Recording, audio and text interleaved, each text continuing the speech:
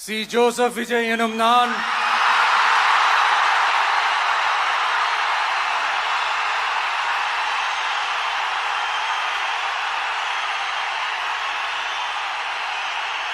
சட்டப்படி அமைக்கப்பெற்ற இந்திய அரசியல் அமைப்பின்பால் உண்மையான நம்பிக்கையும் மாறா பற்றும் கொண்டிருப்பேன் என்றும் இந்திய நாட்டின் ஒப்பில்லாத முழு முதல் ஆட்சியையும் ஒருமையையும் நிலை நிறுத்துவேன் என்றும் தமிழ்நாட்டு அரசின் முதலமைச்சராக உண்மையாகவும் உளச்சான்றின்படியும் என் கடமைகளை நிறைவேற்றுவேன் என்றும் அரசியல் அமைப்பிற்கும் சட்டத்திற்கும் இணங்க அச்சமும் ஒருதலை சார்பும் இன்றி விருப்பு வெறுப்பை விலக்கி